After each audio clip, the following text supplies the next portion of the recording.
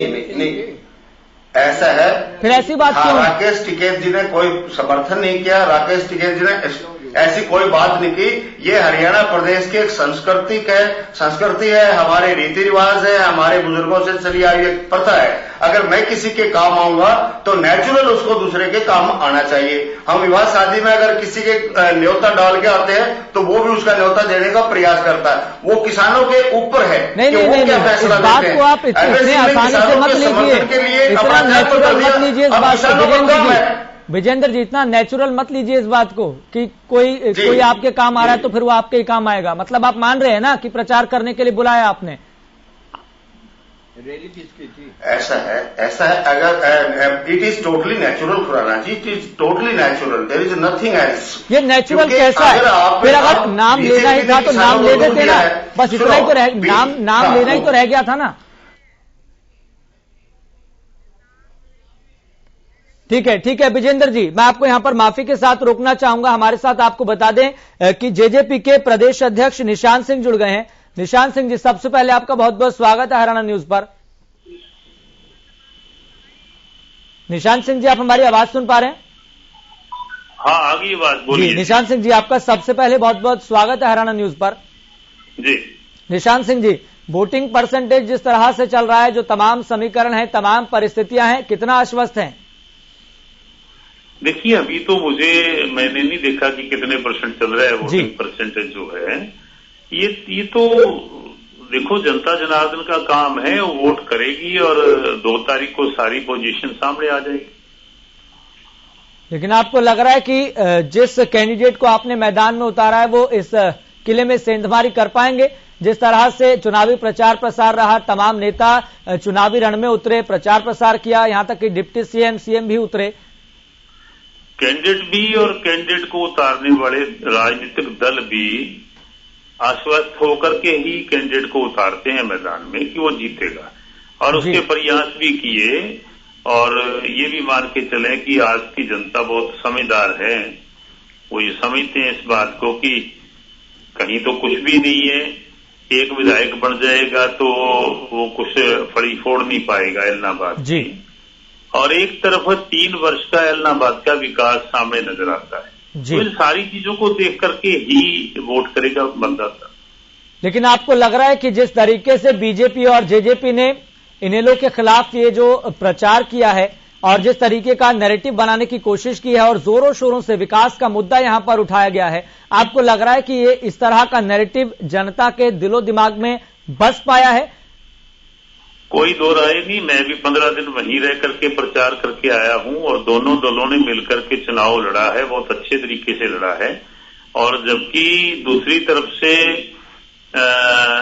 किसान रूपी इनेलो के वर्कर किसान का लिबास ओढ़ करके उन्होंने डिस्टर्ब करने का भी प्रयास किया, लेकिन वो लोग चुनिंदा लोग थे। इतने के लोग थे कि हर गांव के अंदर 2-4 इकट्ठे होकर शोर कर दे, को झंडे दिखा दें, और वो इनेलो के कार्यकर्ता थे, कोई किसान नहीं मैं कह सकता उनको। तो उससे कोई फर्क पड़ने वाला नहीं है। लोग ये मान के चलते, जैसे मैंने कहा कि 3 वर्ष की सरकार सामने नजर आती है विकास के लिए लोगों को जी। और दूसरी तरफ ये भी मान के चले कि आप लोग ही हमेशा बोलते हो कि फला आदमी का गढ़ था, उसका गढ़ था, तो गढ़ टूटने चाहिए। प्रजातंत्र में तो गढ़ किसी का नहीं होता, गढ़ तो जनता का होना चाहिए। इसलिए हम ये मान के चलते हैं कि जनता अपना गढ़ बनाए, अपना नुमाइंदा चुने और विकास की तरफ इलाके को। मतलब आपको लग रहा है कि इस बार ये गढ़ टूटने वाला है, इस किले में सेंधमारी होने वाली है? इस आत्मविश्वास का आधार क्या मानूं मैं? कोई दो राय नहीं। आधार उसके एक तो आधार मैंने आपको बता दिया कि सरकार 3 वर्ष अभी सामने नजर आती है, और दूसरा इसका आधार ये भी है कि जिस पार्टी की आप गढ़ की बात करते हो, उस गढ़ के पास कोई किसी तरह का ना कोई सरकार है, ना कुछ और है, ना कोई विधायक है जी। लोगों ने 20 विधायक दिए थे, 20 से 1 रह गया और 1 से 0 हो गया जी। तो ऐसे हालात, ऐसी स्वभाव का व्यक्ति तो लोगों का नुमाइंदा नहीं होना चाहिए। लोगों का नुमाइंदा तो मिलनसार व्यक्ति, जो हर व्यक्ति को गरीब से गरीब बंदा जाकर के मिल सके और अपनी बात कह सके, ऐसा होना चाहिए जी। लेकिन निशांत सिंह जी, बड़ौदा उपचुनाव हमें याद है, सभी दर्शकों को याद है, और खासतौर पर राजनीतिक दल तो जानते हैं, वहां पर भी कुछ इसी तरह की बात रखी जा रही थी। यहां तक कि एक कॉन्सेप्ट, एक तरह की धारणा भी बनाने की कोशिश की जा रही थी कि जो उपचुनाव होते हैं वो सत्ताधारियों के लिए एक सबसे बड़ा अवसर होता है। लेकिन वहां पर ये कॉन्सेप्ट भी टूटा, ये धारणा भी टूटी, वहां पर कांग्रेस का उम्मीदवार जीत गया, बावजूद इसके चूंकि सत्ता में बीजेपी और जेजेपी का गठबंधन था। हर चुनाव में एक से समीकरण नहीं हो सकते, अलग अलग समीकरण होते हैं जी। तो ठीक है, हम बड़ौदा के चुनाव की तुलना इस चुनाव से नहीं कर सकते। ठीक है कि वो भी उपचुनाव था, ये भी उपचुनाव है जी। तो यहाँ के समीकरण कुछ अलग है। मैं मान के चलता हूँ कि जनता सरकार के जो ये गठबंधन का प्रत्याशी है मिस्टर गोविंद कांडा, उसको अपना समर्थन देकर के विधानसभा में भेजे। जी, और एक और सवाल मैं निशांत सिंह जी आपसे पूछना चाहूंगा, अगर वोटिंग परसेंटेज पहले की अपेक्षा अगर ज्यादा रहती है तो बीजेपी जेजेपी इसको किस तरीके से देखती है और इसके क्या मायने निकालने वाली है? देखिए, वोटिंग परसेंट ज्यादा या कम होना ये तो लोगों की उसकी है कि लोगों के पास समय है और लोग जागरूक हैं कि वोट करना चाहिए तो परसेंटेज बढ़ जाती है जी। और कोई, मेरा ख्याल है कि मैं मान के चलता हूँ एलनाबाद के जागरूक मतदाता वोटिंग परसेंटेज भी पूरा करेंगे और गठबंधन के प्रत्याशी को भी जिताने का काम करेंगे। ठीक है निशांत सिंह जी, बहुत बहुत शुक्रिया अपना कीमती समय देने के लिए और बातचीत करने के लिए, अपनी बात रखने के लिए। तो लगातार हम इस मसले को लेकर चर्चा कर रहे हैं, वापस लौटेंगे, हमारा खास पैनल हमारे साथ मौजूद है और लगातार हम इस बात को लेकर चर्चा कर रहे हैं कि कौन पड़ेगा किस पर भारी, एलनाबाद उपचुनाव में वोटिंग जारी। तो लगातार हम इस मसले पर चर्चा कर रहे हैं, हमारे साथ एक खास पैनल भी मौजूद है। एक बार फिर से आपका तारुफ करवा देते हैं, हमारे साथ अशोक चौहान हैं, वरिष्ठ पत्रकार हमारे साथ स्टूडियो में मौजूद हैं। भारत भूषण जुयाल हमारे साथ मौजूद हैं, बीजेपी के प्रवक्ता हैं। राय सिंह गुर्जर हमारे साथ मौजूद हैं, कांग्रेस के प्रवक्ता हैं। विजेंद्र रेड्डू हमारे साथ मौजूद हैं, इनेलो के प्रवक्ता हैं। विजेंद्र रेड्डू, निशांत सिंह से बातचीत करने से पहले आप कुछ कहना चाह रहे थे और हम इस बात को लेकर चर्चा कर रहे थे कि राकेश टिकैत अगर प्रचार नहीं कर रहे थे तो फिर क्या कर रहे थे, बात रखिए।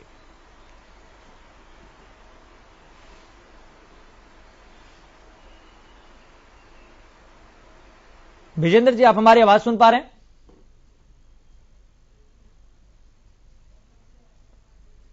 चलो, लगता है कि विजेंद्र जी तक हमारी आवाज नहीं पहुंच पा रही है। राय सिंह गुर्जर जी, सीधे तौर पर यह आरोप लगाया जा रहा है कि हुड्डा एंड कंपनी अभय को वोट करवाने के लिए, वोट शिफ्ट करवाने के लिए इस तरह के षड्यंत्र रच रही है। देखिए खुराना जी, ये जिस प्रकार भाजपा के प्रवक्ता ने ये आरोप लगाया है, ये उनकी चुनाव परिणाम से पहले और चुनाव प्रक्रिया में मतदान से पहले उन्होंने अपनी हार स्वीकार कर ली है। ये तय है कि भाजपा चुनाव हार रही है, उनकी जमानत जब्त होने जा रही है। इनका जो आरोप है और आप उस आरोप को जो आगे बता रहे हैं, बिल्कुल स्पष्ट है कि प्रदेश कांग्रेस कमेटी ने, हमारी लोकप्रिय अध्यक्षा कुमारी शैलजा जी ने, प्रतिपक्ष नेता चौधरी भूपेंद्र सिंह हुड्डा जी ने, कुलदीप बिश्नोई जी ने, किरण चौधरी जी ने, कैप्टन अजय सिंह यादव जी, जितने भी हमारे तमाम प्रदेश के बड़े नेता हैं, उन्होंने एलनाबाद में आकर जनता से संवाद स्थापित किया, जनता की समस्याओं को सुना और बताया कि क्यों और किस आधार पर कांग्रेस को मजबूत करना है। क्योंकि देश के अंदर और प्रदेश के अंदर केवल कांग्रेस एक ऐसा सशक्त विपक्ष की भूमिका में है जो जनता की आवाज को सड़क से लेकर विधानसभा और संसद तक उठा सकता है। ये इनका आरोप होता है।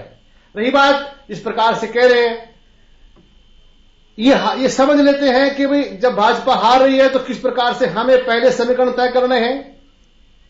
अब बात करते सत्ता पक्ष के उस महागठजोड़ की, जिस महागठजोड़ में जेजेपी, हलोपा और वो किसान संघ और दूसरे जो लोग शामिल थे, उन सब का आईना है, उन सब की कारगुजारियों का 2 साल से प्लस 5 साल से 7 साल से जो भाजपा गठबंधन सरकार सत्ता में है, उसका एक बिल्कुल प्रतिबिंब है। और सरकार गठबंधन में उत्तरदायित्व क्या रहा, वैधता कितनी है, नियत पर सवाल उठ रहे हैं, लेकिन सारी चीजें स्पष्ट हो पाएगी 2 तारीख को, इंतजार तो करना होगा ना, भाजपा जो है इंतजार तो करना ही होगा। लेकिन आप ठीक है, जिस तरीके से कह रहे हैं कि विपक्ष सशक्त भूमिका में है, लेकिन क्या कड़े मुकाबले में है या नहीं है? देखिए खुराना जी, मुकाबला जो है कांग्रेस और इनेलो के बीच में है। मैं बिल्कुल स्पष्ट करता हूं, मैं स्वीकार करता हूं इस बात को, क्योंकि चुनाव को हमने बड़े नजदीक से देखा है, लोगों से बात की है, वहां के मुद्दों पे बात की है, वहां पर हर हालात पर राजनीतिक चर्चा की है। भाजपा और राय सिंह गुर्जर जी, आत्मविश्वास है या फिर अति आत्मविश्वास है, ओवर कॉन्फिडेंस नहीं है? खुराना जी, ओवर कॉन्फिडेंस राजनीति में सदैव हानिकारक होता है। जिस प्रकार भाजपा और जेजेपी के लोग वहां पर ओवर कॉन्फिडेंस से बात कर रहे थे, हम बिल्कुल मजबूत जनाधार के आधार पर, सच्चाई के आधार पर, वास्तविक स्थिति के आधार पर स्पष्ट करते हैं कि मुकाबला जो है इलाहाबाद उपचुनाव का, वो कांग्रेस और इनेलो के बीच में है। और जिस प्रकार से किसान ने, मजदूर ने, हर व्यापारी का व्यापार चौपट है। ठीक है, लेकिन ये जो तमाम बातें आप जिस तरीके से रख रहे हैं, कोई ये रोजगार नहीं आपका है। ओवर कॉन्फिडेंस है या फिर कॉन्फिडेंस है, वो तो 2 तारीख को ही पता लग जाएगा। भारत भूषण जी कुछ कहना चाह रहे थे। भारत भूषण जी, अपनी बात रखिए। मैं भाई राय सिंह जी की बात का उत्तर देना चाहूंगा। जो बात मैंने कही उस आधार के ऊपर कही है। मैंने ये कहा कि चौधरी भूपेंद्र सिंह हुड्डा, किरण चौधरी जी, कैप्टन अजय यादव, कुलदीप बिश्नोई जी, ये जो गुट है, ये कुमारी शैलजा जी को परास्त करने के लिए कांग्रेस को हराने का। राय सिंह जी, आपके पास तो लौटूंगा, एक एक करके बात रखिए। देखिए नहीं, बीच में न बोलिए, बीच में हो हल्ला नहीं, एक एक करके बात कीजिए। बहुत समय है, बहुत समय पहले मुझे मौका मिलेगा। राय सिंह जी, मैं आपके पास आऊं। राय सिंह जी सुन लीजिए, राय सिंह जी सुन लीजिए, फिर अवसर आपको मिलने वाला, फिर बोल लीजिएगा। उसका कारण है, एक तो ये कि जिस प्रकार अशोक तंवर जी के साथ बर्ताव करके, जुतम परेड करके, मार कुटाई करके उनको कांग्रेस से ही बाहर निकालने का काम किया गया, उसी प्रकार का काम चौधरी भूपेंद्र सिंह हुड्डा कुछ समय से कर रहे हैं कुमारी शैलजा जी के विरोध। यहां तक कि प्रदेश अध्यक्ष तक बदलने के लिए लॉबिंग की गई, विधायकों को केंद्र तक भेजा गया। और उसके बाद आज के तारीख में ताजा उदाहरण है कि विपक्ष जनता के समक्ष एक कार्यक्रम भूपेंद्र सिंह हुड्डा जी लेकर के चल रहे हैं जनता के बीच में जाने का। और कुमारी शैलजा जी ने बिल्कुल क्लियर कह दिया कि ये कांग्रेस पार्टी का कार्यक्रम नहीं है। अरे तो कांग्रेस पार्टी और भूपेंद्र सिंह हुड्डा, इसके मतलब 2 अलग अलग खेमे होंगे। इसका मतलब वो पार्टी में नहीं है। अगर ये पार्टी का कार्यक्रम नहीं है तो किसका कार्यक्रम है? भूपेंद्र सिंह हुड्डा जी का कार्यक्रम है। तो उसी बात को अंदर खाने भूपेंद्र सिंह हुड्डा चारों खाने चित करके जो है शैलजा जी को यह एहसास करवाना चाह रहे हैं कि तुमने हाईकमान से मिलकर के पवन बेनीवाल को अपना कैंडिडेट तो बना लिया, लेकिन तुम्हें धूल चटाने का काम करूंगा। मैं इसी आधार पर, ठोस आधार पर कह रहा हूं। ये चीज हम भी इलाहाबाद में रहे हैं, अभी वापस आए हैं। हमारे भी लेकिन हुड्डा एंड कंपनी अभय को वोट करवाने के लिए, अभय को वोट शिफ्ट करवाने के लिए काम कर रही है, जिस तरीके का आप आरोप लगा रहे हैं। लेकिन इसमें कहीं ये बात तो नहीं कि भाजपा को डर है कि वोट शिफ्ट हो जाएगा? देखिए, भाजपा को डर तो 2 तारीख को निकल आएगा। मेरा कहने का अर्थ ये नहीं है, मेरा यहां चैनल पर बैठने के कारण कोई ऐसा नहीं है कि मेरे कहने से कुछ वोट शिफ्ट होने वाला है। तो मतदाता ने अपना मन बनाया है, परसों तक भर खरे की बात को सुन करके। लेकिन जो अंदर खाते अपना वोट होता है, हर एक व्यक्ति का प्रभाव होता है क्षेत्र में, हर वो अपने प्रभाव के वोट जो है कांग्रेस के ये जो अन्य नेता है कुमारी शैलजा जी को ध्वस्त करने के लिए, उनके नेतृत्व को ये काम करने वाले हैं। मैं दावे के साथ कह रहा हूं। और 2 तारीख को जब परिणाम नजर आएगा तो जो ये कह रहे हैं ना राजनीति कि हमारा इनेलो के साथ मुकाबला है, इनको समझ में आ जाएगा 2019 के चुनाव में क्या था। उसके बाद तुरंत चुनाव हुए हैं 19 में, तो उसमें किस स्थिति में थे, कौन से नंबर पर थे, इनको पता है। आज भारतीय जनता पार्टी के साथ एक प्लस पॉइंट ये भी जुड़ा है 19 के मुकाबले कि आज 2021 में भारतीय जनता पार्टी की सरकार है, फिर सरकार है।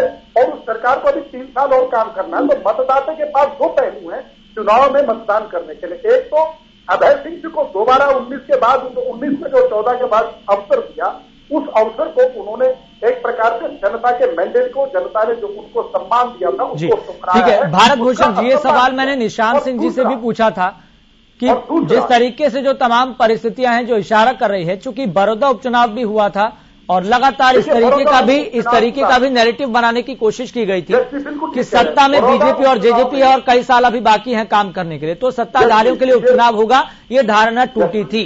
यस जी, बड़ौदा उपचुनाव के और ऐलनाबाद उपचुनाव में एक बहुत बड़ा अंतर है। समीकरण के देख लीजिए, बड़ौदा उपचुनाव में कांग्रेस के जो विधायक थे उनकी मृत्यु हुई थी असमय, बड़ी दुखद घटना थी उस परिवार के लिए, कांग्रेस पार्टी के लिए। और उसके बाद चुनाव हुआ था। तो एक हमेशा होता है, आम आदमी के दिल में ये होता है कि हमारा विधायक था, हमने चुन करके भेजा था, असमय मृत्यु हो गई, कुछ सहानुभूति के तौर पर पार्टी के साथ कह लो या परिवार के साथ कह लो, व्यक्ति के साथ कह लो, तो वोट जुड़ता है। लेकिन वहां पर जहां पर स्थिति अलग है, वहां एक सहानुभूति थी, एक विधायक का आकस्मिक निधन हुआ, तो यहाँ पे एक विधायक ने चुनाव के चुने हुए विधायक ने जनता के मैंडेट को ठुकरा करके उनको धोखा दे करके दोबारा से चुनाव आने में कोशिश की है। ठीक है, राय सिंह गुर्जर जी कुछ कहना चाह रहे थे। ठीक है भरत भूषण जी, ठीक है, परिस्थितियां अलग हैं। ये बड़ौदा उपचुनाव वाला उपचुनाव नहीं है, ये अलग तरीके का उपचुनाव है, हालात बहुत बदले हुए हैं। राय सिंह जी कुछ कहना चाह रहे हैं।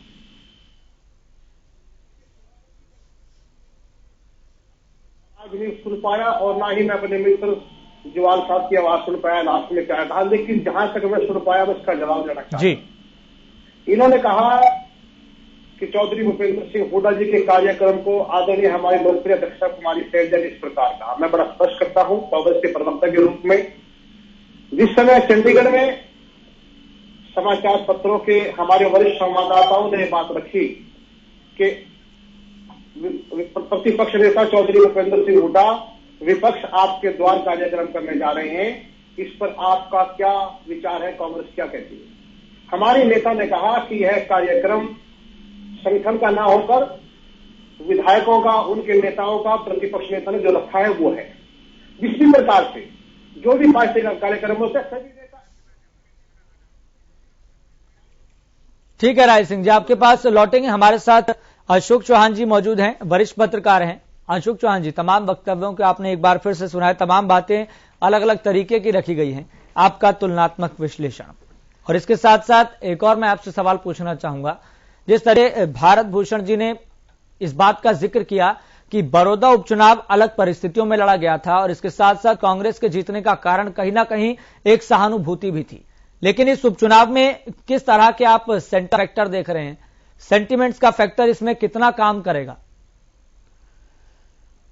देखिएगा खुराना जी, अभी भी आरोप प्रत्यारोप का जो है दौर जारी है, जबकि अपना जो है चुनाव हो रहा है, लोग अपनी वोट कास्ट कर रहे हैं, अपना मतदान कर रहे हैं।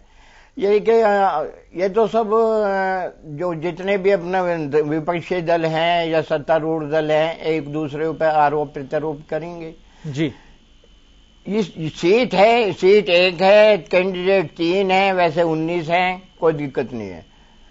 हर कोई अपने अपने हिसाब से अपना जो है कोशिश कर रहा है कि अपने हिसाब से अपने कैंडिडेट को वोट दिलवाने के लिए प्रयासरत है। मैं आपको ये थोड़ा बता दूं कि एक सीट है, इसमें मानते हैं प्रतिष्ठा की सीट कह देते हैं, तरीके के जब सत्तासीन होती है जो पार्टी, वो भी सोचती है कि जो क्योंकि जो अपना मध्यवर्ती चुनाव हो रहा है तो उसकी झोली में जाए। एक सीट से किसी की हार या किसी के जीत से कोई सरकार को कोई फर्क नहीं पड़ने वाला, सरकार हिलने वाली नहीं है। ये जीत चाहे जीतती है या नहीं जीतती है। हाँ, फर्क कहां पड़ेगा? फर्क इनेलो पे जरूर पड़ेगा, क्योंकि उसकी खोई हुई सीट थी। मात्र एक सीट है हरियाणा के अंदर जिस पे कि इनेलो जीती थी, और इस पे फिर अपना जब रिजाइन देके दोबारा फिर अपना भाग्य आजमा रहे हैं। अगर ये सीट उनसे चली जाती है तो उसका इफेक्ट जो है बुरी तरह से जो है इफेक्टेड इनेलो होगी।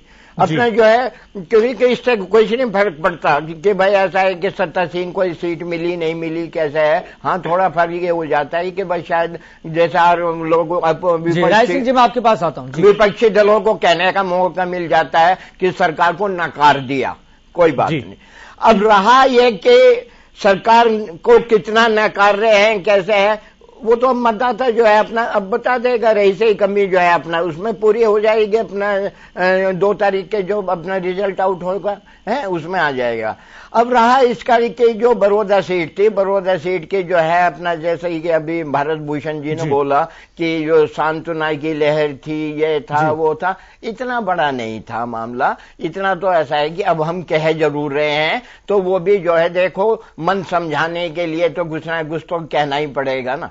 तो ये है कि इतना जो अगर होते तो सत्तासीन वाले भी जीत जाते। अब यही कि मानते हैं इफेक्टेड होता है, जैसे ठीक है अशोक जी, जैसे गढ़ कहा जाता है, इलाहाबाद को गढ़ कहते हैं, ऐसे ही वो सीट कांग्रेस की मानी जाती थी और कांग्रेस उसको ले गई थी। ठीक है अशोक जी। विजेंद्र जी कुछ कहना चाह रहे थे। राय सिंह जी मैं आपके पास लौटूंगा, विजेंद्र जी कुछ कहना चाह रहे हैं। हाँ, चौहान साहब जी कह रहे थे कि इनेलो के एक बार से मेरा कोई बात प्रभाव पड़ने वाला नहीं है। इस बात का मैं जवाब देना चाहता हूं। इनेलो की सीट से बहुत बड़ा प्रभाव पड़ना जा रहा है। इनेलो की जीत किसानी की जीत होगी और इनेलो की जीत के बाद बीजेपी की सरकार विचार करने पर मजबूर होगी। उसको मजबूर होना पड़ेगा किसानों की बात को वो सुने। दूसरी बात खुराना जी मैं कहना चाहूंगा, आज ऐलनाबाद चुनाव में जो स्थिति पार्टियों की बनी हुई है उसके ऊपर मैं एक नजर डालना चाहूंगा। आज कांग्रेस और बीजेपी में पुरानी कांग्रेस और नई कांग्रेस है, पुरानी बीजेपी और नई बीजेपी है। पुरानी कांग्रेस और पुरानी बीजेपी कहीं ना कहीं आज खपा है। उनको एक परेशानी इस बात की है कि हम क्या पार्टी के कार्यकर्ता नहीं थे। दोनों ही पार्टियों में अचानक एक नया उम्मीदवार ला करके उन कार्यकर्ताओं के ऊपर थोपने का जो कार्य किया जाता है, तो पुरानी कांग्रेस और पुरानी बीजेपी आज बड़ी खपा है। उसके सारे कार्यकर्ता बड़े दुखी हैं, जिसके कारण वो सही से चुनाव नहीं लड़ पा रहे हैं। और इसका एक स्पष्ट उदाहरण कल मुख्यमंत्री जी के आदेश के अनुसार भारतीय जनता पार्टी ने सिरसा में आनंद फानंद में एक प्रेस कॉन्फ्रेंस करने का काम किया, जिसमें स्वयं कैंडिडेट को नहीं बुलाया गया। कितने आश्चर्यजनक बात है कि पार्टी की प्रेस कॉन्फ्रेंस हो रही है और चुनाव लड़ने वाला उम्मीदवार वहां पर हाजिर नहीं है। तो इससे साफ लगता है कि पुरानी बीजेपी और पुरानी कांग्रेस नई बीजेपी और नई कांग्रेस से खपा है। विजेंद्र जी देखिए, पार्टी का अपना मसला होता है भाई। नहीं, ये पार्टी का अपना मसला होता है। ये तो आप अपने नजरिए से बात रख रहे हैं अपने, कि आपको जो सही लग रहा है, जो आपकी पार्टी में चलता है, जो नहीं चलता है, वो अपने तरीके से आप बात कर रहे हैं। लेकिन मेरा आपसे एक सवाल है विजेंद्र जी, एक सवाल है। एक मिनट जी, सवाल मेरा आपसे ये है कि जिस तरीके से एक नैरेटिव बनाने की कोशिश की गई, राय सिंह जी मैं आपके पास आता हूं, भारत भूषण जी मैं आपके पास आता हूं, लेकिन एक जिस तरीके से नैरेटिव बनाने की कोशिश की गई, बीजेपी और जेजेपी प्रमुखता से इस बात को रखती रही कि 20 सीट थी, 27% वोट था, लेकिन 2019 का चुनाव आया तो 20 से 1 पे आ गए। अब 2021 में वो 1 भी चली गई। लेकिन आपको इतना विश्वास क्यों हो रहा है कि ये 1 वापस आ जाएगी आपकी, या फिर ये जो 1 वापस लाने के लिए जो पॉलिटिकल स्टंट रचा गया था उसकी बदौलत आप अपनी खोई हुई सियासी जमीन को वापस तलाश लेंगे?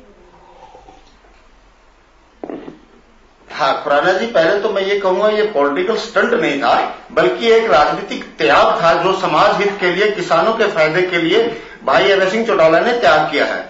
दूसरी बात जो आपने कही कि भाई 20 सीट आ गई थी, अब 1 रहेगी और अब 1 भी नहीं रही, वो सीट तो हमारी वापस आ गई, बड़ी जोर शोर के साथ आ गई। इस सीट का प्रभाव ये पड़ेगा कि 2024 में हरियाणा प्रदेश की दिशा बदलने का काम ये 1 सीट करने का काम करेगी। लेकिन इसके अलावा जो बीजेपी वाले आज इसको स्टंट बनाने का प्रयास कर रहे हैं, मैं बीजेपी से पूछना चाहता हूं कि 2014 से पहले तो इनकी 1 भी नहीं थी। इनेलो की बैसाखियों के ऊपर चलने वाली बीजेपी आज इतनी बड़ी बड़ी जो ना बातें हाँक रही है। आज जरा 14 से पहले का इतिहास अपना उठा करके देख लें, ये लोग इतिहास उठा करके देखें। और खुराना जी ये बिल्कुल सच्चाई है, भारतीय जनता पार्टी के पास कैंडिडेट नहीं था। विजेंद्र जी, इतिहास तो सीखने के लिए भी होता है ना, केवल इतिहास पढ़ने के लिए तो नहीं होता ना। बीजेपी ने सीखा, लर्निंग, बिल्कुल हाँ, हम भी सीख रहे हैं। विपरीत परिस्थितियां हुई जो हमने शहर स्वीकार की है। 2018 में पार्टी का विभाजन हुआ, जिसका सेटबैक पार्टी को लगा था, लेकिन जितना सेटबैक लगा था उतनी ही तेजी के साथ आज पार्टी ने ग्रोथ किया है। जिस प्रकार से अभय सिंह जी चौटाला ने अपनी पार्टी को संभाल करके रखा और किसानों के लिए अपना त्याग देने का काम किया, अपने दादा की पद्धति पर चलते हुए किसानों के लिए त्याग किया है, उससे आज हरियाणा प्रदेश में अभय सिंह चौटाला की लहर बनी हुई है, जिसका परिणाम आपको जहां इस ऐलनाबाद चुनाव में खुराना जी एक बात स्पष्ट कर देता हूं, ये मुद्दे उसी दिन से हम बहस कर रहे हैं आपके चैनल पर, मैंने भी बहुत बहस की है।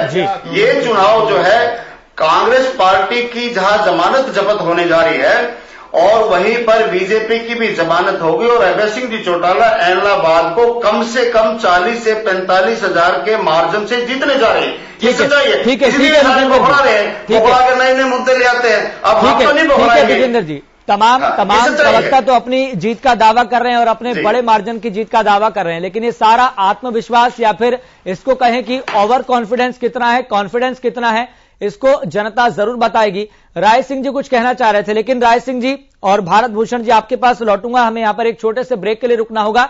लगातार ये चर्चा जारी रहेगी। सुबह 7 बजे से लगातार वोटिंग जारी है।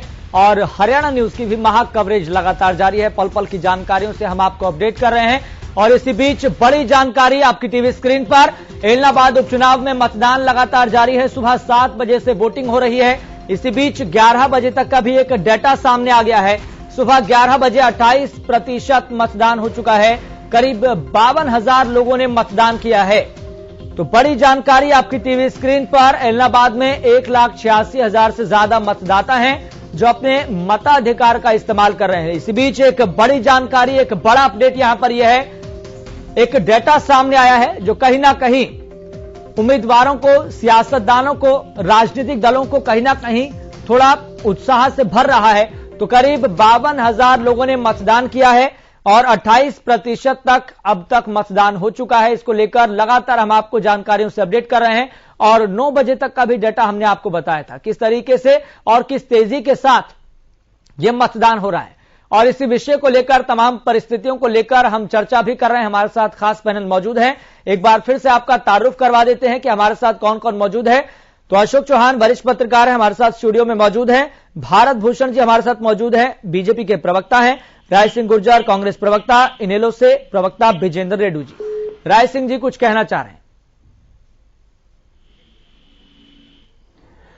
देखिए खुराना साहब, तकनीकी रूप से आपने 2 बार हमने बात करनी चाहिए। मैं सबसे पहले अपने मित्र भाजपा के प्रवक्ता के उस बात का जवाब देना चाहता हूं जो उन्होंने कांग्रेस की राजनीति पर, उनके समीकरणों पर एक नए तरीके से अपने नैतिक हार की जिम्मेवारी लेते हुए वो लगाए हैं। मैं स्पष्ट करता हूं कि हमारी लोकप्रिय अध्यक्षा कुमारी शैलजा जी ने उन कार्यक्रमों पर यह कहा कि पार्टी के सभी नेता, चाहे चौधरी भूपेंद्र सिंह हुड्डा जी हो, रणदीप सुरजेवाला जी हो, कुलदीप बिश्नोई जी हो, कैप्टन अजय सिंह यादव या किरण चौधरी, तमाम बड़े नेता अपने हिसाब से कांग्रेस की विचारधारा के नीचे बैनर तले लोगों की समस्याओं को लेकर कार्यक्रम करते हैं, प्रदर्शन करते हैं और एक गूंगी बहरी सरकार को जगाने का प्रयास करते हैं। कभी नहीं कहा किसी कार्यक्रम पर ये इनका झूठा आरोप है। दूसरी बात, चौधरी भूपेंद्र सिंह हुड्डा जी ने जिस प्रकार चंडीगढ़ में जो आरोप लगा रहे हैं उसमें कहा, जब बार बार कोई प्रायोजित पत्रकार या प्रायोजित मीडिया के लोग होते हैं, जब बार बार बात कर रहे थे, उन्होंने कहा कि कांग्रेस का कार्यक्रम है और उस प्रकार से उन्होंने उनका जवाब दिया। ये वो लोग हैं जो अपनी हार को स्वीकार करने से पहले बहाने ढूंढ रहे हैं। कांग्रेस ने एकजुटता के साथ मजबूती से प्रदेश के उपचुनाव में चुनाव लड़ा है और ये तय है कि भाजपा की जमानत जब्त हो रही है। नहीं बात, लेकिन राय सिंह जी, जिसको आप अपने नजरिए से ये बता रहे हैं कि उन्होंने तो इस तरह का आरोप लगाया जबकि ऐसा नहीं है, क्या पता वो उनकी नजर में सच्चाई हो? नहीं, ये आरोप था और आरोप का मैंने स्पष्ट कर दिया। हमारी पार्टी का, हमारी विचारधारा का यही एकमात्र स्टैंड है, इसी पर सच्चाई है। भाजपा के लोग कुछ भी कहें, भाजपा के लोग क्यों नहीं अनिल विज के बारे में बोलते, जिस प्रकार वो फाइल, ठीक है राय सिंह जी, ठीक है, मैं आपके पास लौटूंगा। दर्शकों को भी एक जानकारी से अपडेट कर दूं, एक बड़ी जानकारी इस बीच आपको बता दें।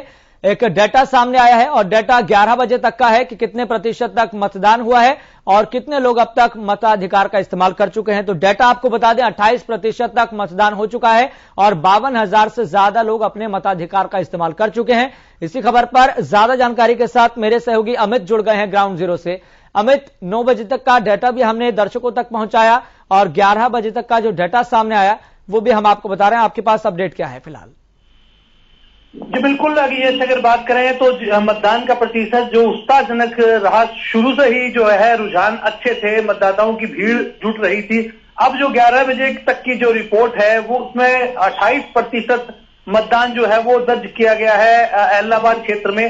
तो ऐसे में इसे एक अच्छा जो रुझान बताया जा सकता है, क्योंकि लगातार जो देख रहे हैं, पहले 9 बजे की जो रिपोर्ट आई उसमें 13.17 जो प्रतिशत आया था और अब 28% आया है और लोग उत्साह के साथ लोकतंत्र के इस महापर्व में अपनी भागीदारी डालने के लिए आगे बढ़ रहे हैं। और पुरुषों के साथ साथ महिलाएं भी लगातार कतारबद्ध होकर अपने मताधिकार का इस्तेमाल कर रही है। तमाम कोरोना गाइडलाइन, एसओपी की अनुपालना करते हुए मतदान इस बार हो रहा है और साथ साथ जो है सुरक्षा के चाक चौबंद जो प्रबंध है वो यहाँ किए गए हैं। तमाम संवेदनशील बूथों और अति संवेदनशील बूथों पर पैरामिलिट्री फोर्सेस के जवान तैनात हैं। जी चलिए अमित, बहुत बहुत शुक्रिया जानकारी साझा करने के लिए और ग्राउंड जीरो से रिपोर्ट देने के लिए।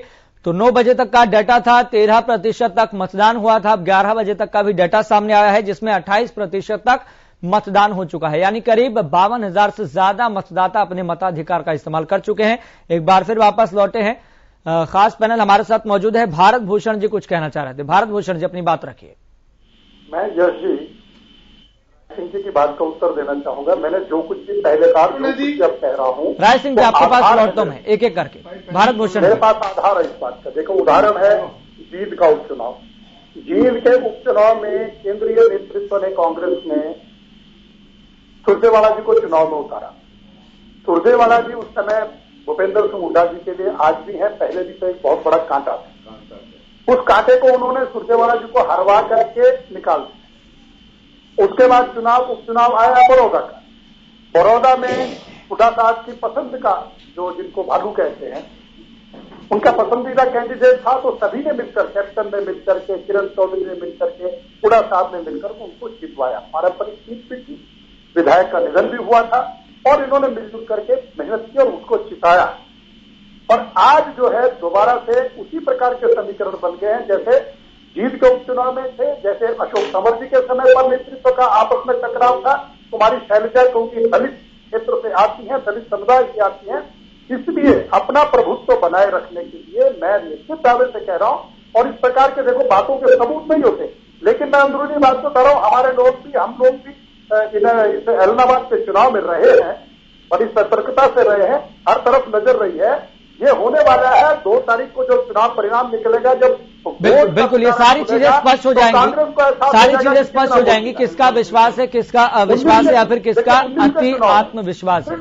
ठीक है भारत भूषण जी, ठीक है, ये उनका कांग्रेस का इंटरनल मामला है, लगातार आप इस बात को रख रहे हैं। लेकिन जो भाजपा जजपा का ये जो पॉलिटिकल एक्सपेरिमेंट है, ठीक है भारत भूषण जी, आपने अपनी बात दोबारा से यही रखी है कांग्रेस के इंटरनल मामले को लेकर, लेकिन भाजपा जजपा के पॉलिटिकल एक्सपेरिमेंट जो कि समाज सेवक को लाया गया है, ये पॉलिटिकल एक्सपेरिमेंट आपको लग रहा है कि भाजपा को कुछ फायदा दे सकता है, किले में सेंधमारी कर सकता है? देखिए, पहले 2019 के चुनाव में भाजपा का वोट गिन लीजिए, जजपा का वोट गिन लीजिए। हम दोनों ने अलग अलग चुनाव लड़ा था एलनाबाद में। दोनों का वोट मिला लीजिए, भाजपा का 45,000 से ऊपर का वोट और जजपा का वोट मिला करके अगर हमारा वोट बैंक हमारा दोनों पार्टियों का वो है, वो कैंडिडेट का वोट नहीं, भाजपा के पास कैडर का वोट है, अपने लोगों का वोट है, समर्थकों का वोट है, जजपा के पास अपना अपने समर्थकों का वोट। उसके सामने इनेलो जीती थी। कांग्रेस कहां पर थी, कांग्रेस की स्थिति थी। अब रह जाती आज के समय में इनेलो की बात। इनेलो के मेरे साथी अभी कह रहे थे रेणु जी कि भारतीय जनता पार्टी तो कैंडिडेट को भी प्रेस कॉन्फ्रेंस में नहीं बुलाया। अरे हमारी तो एक संगठन की पार्टी है, लोकतांत्रिक पार्टी है, आपकी तरह प्राइवेट लिमिटेड कंपनी नहीं है कि कमरे में बैठे और कैंडिडेट तय कर दिया। अपना बांटे रेवड़ी फिर भी अपने को दे कुमार, फिर भी अभय सिंह जी को ही टिकट दे दिया, चौधरी ओम प्रकाश चौटाला जी। ये कहने को ये कहते रहे कि जनता ने कहा जी, क्षेत्र की जनता ने कहा डिजाइन कर दो, क्षेत्र की जनता ने कहा किसी को कैंडिडेट बना दो। ऐसा नहीं है, सत्यता जनता समझ गई है, एलनाबाद की जनता समझ गई है कि ये आदमी जो है दूसरे के सम्मान को नहीं मानता। ठीक है भारत भूषण जी, ठीक है, बात करते ठीक है। राय सिंह जी मैं आपके पास लौटूंगा। विजेंद्र जी कुछ कहना चाह रहे हैं। विजेंद्र जी अपनी बात रखिए। हाँ, ये अभी भाई बोल रहे थे कि 45,000 प्लस जेजेपी की वोट मिलाकर के इनका वोट बैंक बढ़ जाता है, लेकिन इनको ये बात शायद ध्यान नहीं रही है। जिस प्रकार से 2020 से नवंबर में किसान जो है ना रोड के ऊपर आया था, किसानी रोड के ऊपर आई थी, गरीब मजदूर छोटे व्यापारी सभी लगभग 1 साल से रोडों के ऊपर बैठे हुए हैं। जिस उम्मीद और भरोसे के साथ लोगों ने इनको मैंडेट 2014 में दिया था, वो उस पर खरे नहीं उतरे और वो 45 पर आकर के रुक गए थे। और अब इनके हालात 2024 में क्या होने जा रहे हैं, वो इस चुनाव से इनकी जो है ना आगे प्रिडिक्शन किया जा सकेगा, ये बिल्कुल सत्य है।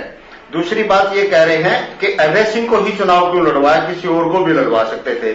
अभय सिंह कम से कम पार्टी का उम्मीदवार है, पार्टी का नेता है। आपके पास तो पार्टी का भी नेता नहीं था, आपने तो ऐसे नेता को बुला करके चुनाव लड़वाने का काम किया जिसके आपके संस्कार भी नहीं मिलते हो शायद, या आपके संस्कार वैसे ही हो गए होंगे, आप दोनों के संस्कार मिल गए होंगे। आप तो बाहर से लेकर के आ रहे हैं, हमारा घर का तो उम्मीदवार है, आपने तो उस पार्टी से लेने का काम किया जिसका आप दिसंबर महीने में समर्थन लेने के लिए मना कर दिया था। अभय चौटाला जी, अगर आप नहीं विजेंद्र जी देखिए, ये कोई ऐसी पहली घटना तो नहीं है कि बाहर से कोई आया और उसको आपने टिकट दे दी। ये हर पार्टी में होता है, ऐसा हर पार्टी में होता है। ये कोई एक बड़ा विषय नहीं, कोई बड़ा मुद्दा नहीं है। लेकिन बड़ा मुद्दा तो यहाँ पर ये था ना। भारत भूषण जी मैं आपके पास आऊंगा, राय सिंह जी मैं आपके पास आऊंगा, अपनी बात रख लूं मैं। खुराना जी, विजेंद्र जी देखिए, विजेंद्र जी इसमें बात तो सुनिए, बात तो सुनिए, इसमें फर्क है। विजेंद्र जी बात तो सुनिए। ये कोई बड़ी घटना नहीं है, ये कोई बड़ी राजनीतिक घटना नहीं है। ये सब राष्ट्रीय स्तर की जो पार्टियां उनके साथ होता रहता है, जो क्षेत्रीय पार्टियां उनके साथ भी होता रहता है। भाई सब जानते हैं कि राजनीति का खेल है, किसको अपनी जमीन बचानी है, किसको अपनी जमीन का विस्तार करना है, सब जानते हैं। लेकिन यहां पर नैतिक जिम्मेदारी अभय चौटाला को तो लेनी चाहिए थी ना। जो आप बात रखने, कम से कम पार्टी का तो उम्मीदवार है, नैतिक जिम्मेदारी ले लेते।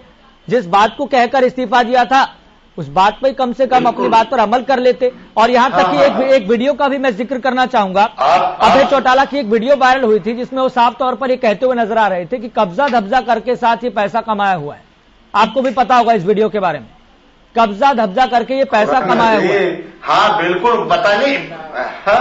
पवन चौटाला जी, पवन बेनीवाल का नाम लिया था। दोनों बातों के दोनों बिल्कुल, दोनों बातों के ऊपर बड़ी लंबी डिबेट हो चुकी है मेरी इन बातों के ऊपर। जो कब्जा धब्जा वाली आप बात कर रहे हो, मैं ये पूछना चाहता हूं, 7 साल तक भारतीय जनता पार्टी में रहे पवन बेनीवाल, 2 चुनाव लड़वाए इन्होंने, क्यों नहीं इन्होंने इसके ऊपर एक्शन लिया कि ये कब्जे वाला आदमी है, इसकी कानूनी कार्रवाई क्यों नहीं भाजपा ने की? या भाजपा ने शीर कर लिया, साझा कर लिया था, अपना हिस्सा डाल दिया भाजपा ने भी, भाई पवन तू कर, हमारा भी हिस्सा डाल ले। आज ये चुनाव के वक्त जो मुद्दे उखाड़ रहे हैं, जो ऐसी बातें कर रहे हैं, इससे इलाहाबाद की जनता बिल्कुल भी बहकावे में नहीं आएगी। इलाहाबाद की जनता जानती है कि पवन बेनीवाल क्या है। और विजेंद्र जी ठीक है, जो आपने सवाल उठाया, जो बात रखी, उसको लेकर मैं सवाल ले लूंगा। विजेंद्र जी मैं उसको लेकर सवाल ले लूंगा, लेकिन आप अपनी जिम्मेदारी और पार्टी के प्रवक्ता होने के नाते अपनी जिम्मेदारी तो लीजिए। इस बात को लेकर उन्होंने साफ तौर पर क्या कहा था? उन्होंने कहा कि मेरे साथ रहकर कब्जा धब्जा करके कमाया हुआ ये पैसा है। उन्होंने अपना भी नाम लिया कि मेरे संग रहकर। तो ऐसे में जनता कब्जाधारी। Sir I have taken this responsibility. No, I have cleared it. ये अभय सिंह जी ने ये कहा था, मैंने बार बार कहा कि आप मेरे को वीडियो तो सुना दीजिए, आप मेरे को त्याग पत्र का वो परफॉर्मा तो दिखा दीजिए जो अभय सिंह ने। ये दिखाने के लिए इनके पास कुछ नहीं है, एक जुमला बनाने का प्रयास करते हैं और जुमले नहीं चलते। आज के जमाने में जुमले बिल्कुल नहीं चलेंगे। अभय सिंह के साथ रह करके उसने पैसे कमाए, और जब अभय सिंह ने उसको धुतकार दिया, उसकी करतूतों का पता लगा, अभय सिंह ने उसको पार्टी से निकाला, तो भाजपा ने गोद में बिठा लिया, उसको।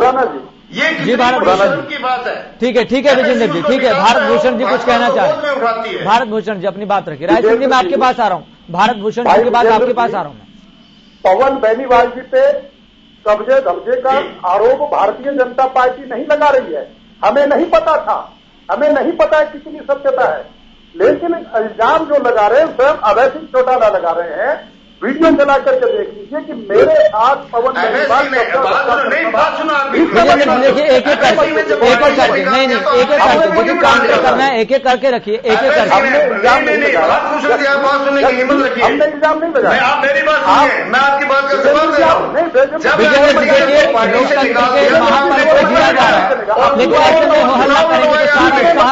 उसको अपना दूल्हा बनाने का काम किया। नहीं देखिए इस तरह से डिबेट नहीं चलेगी, इस तरीके से डिबेट नहीं चलेगी, आगे इस तरीके से डिबेट नहीं चलेगी। बात तो सुनते नहीं है, भाजपा वाले बात तो सुनते नहीं। कम से कम एक दूसरे को सुनने का तो सबक रखिए। इतनी बड़ी हार देकर के बात सुनने की कैपेसिटी सफाई बाद में दे देना।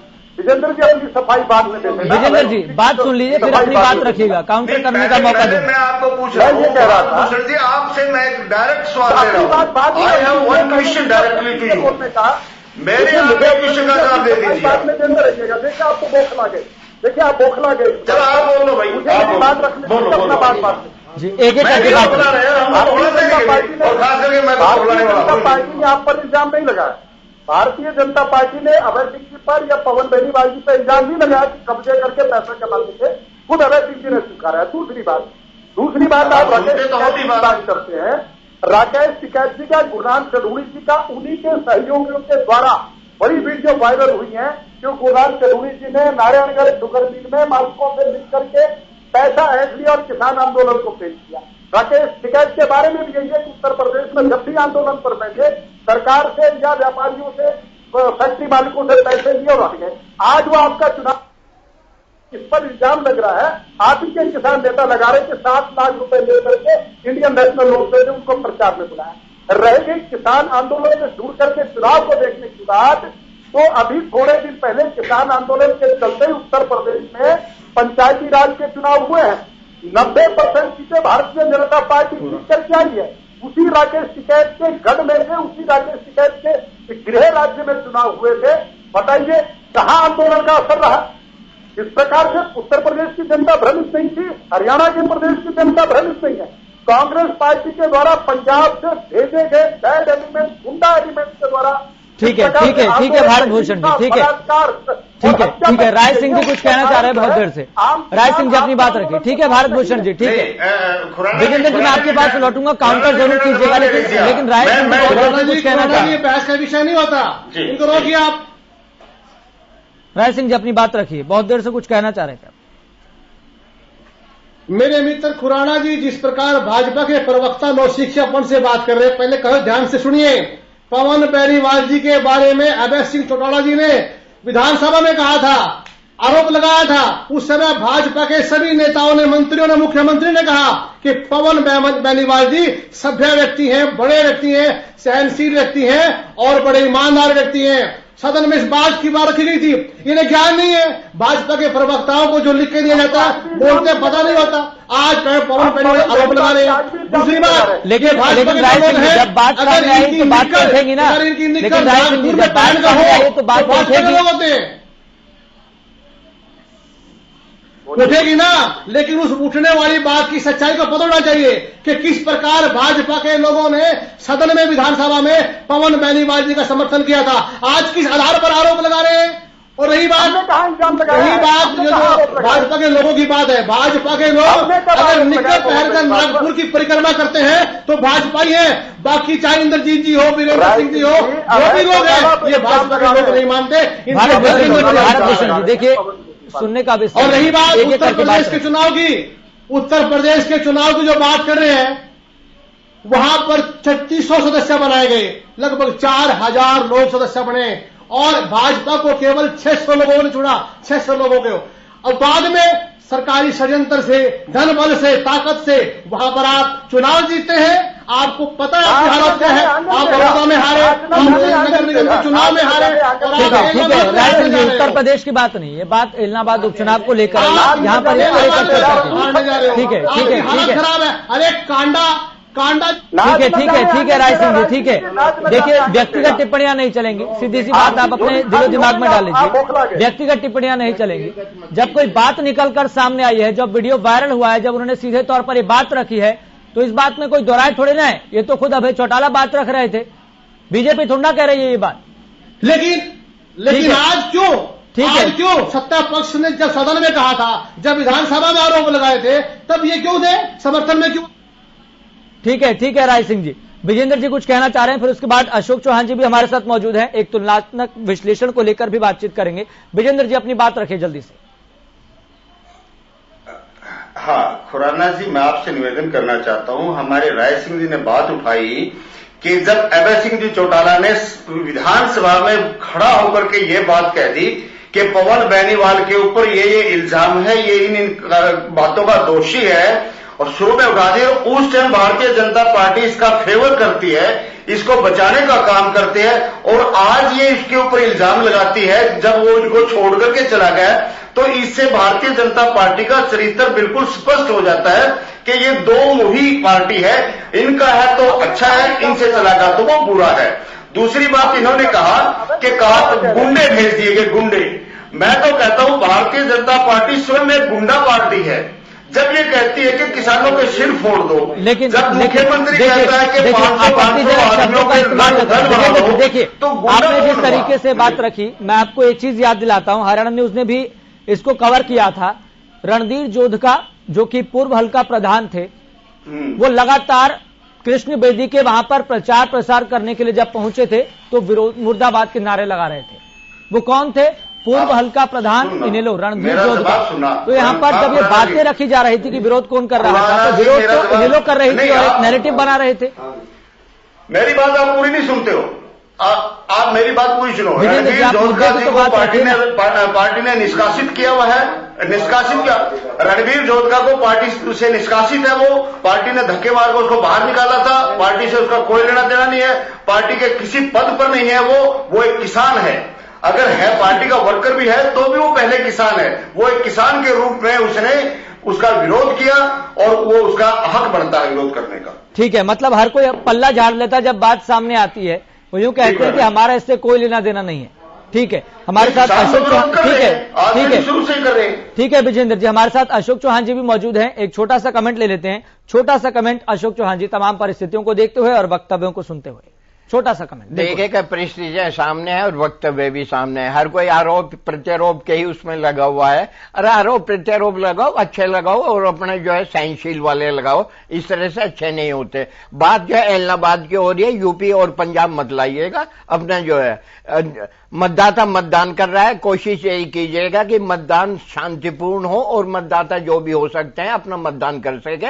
उसके बाद में कौन किसको क्या बनाता है वो वहां की जनता डिसाइड कर लेगी। आपस में जो होते हैं वार्तालाप चलते हैं, बातचीत होती है, वो हो रही है। उसके बाद में तो ऐसा उनको तो मौका दो ना, वो मौका उनको आज मिला है। वो अपना जो उठाए के जो अपना वोटिंग के उससे जो है अपना बता देगी कौन क्या है। उसके बाद में फिर अपना देख लीजिएगा कौन कितना विकास कराता है और कौन कितना प्रयास करता है। विकास और प्रयास दोनों ही होने चाहिए, चाहे हारे या जीते। अब ये नहीं कि हार गए तो उसके बाद में जो फिर कह दिया कि साहब हमें तो मतलब ही नहीं वहां की जनता से। जिसने जिसमें वो विश्वास व्यक्त किया है उसके बाद में जो है उसका ध्यान करना चाहिए और कोशिश ये रहेगी जो जीत जाए वो हारों को, जिसने वोट दिया उनको भी साथ लेके चले और जो हो गया तो अपना जो इस तरह से सत्तासीन उनको जो है पूरे विश्वास के साथ पूरे इसके साथ अपना जो है करना। ठीक है, सभी मेहमानों का बहुत बहुत शुक्रिया इस चर्चा में जुड़ने के लिए, बहुत बहुत शुक्रिया।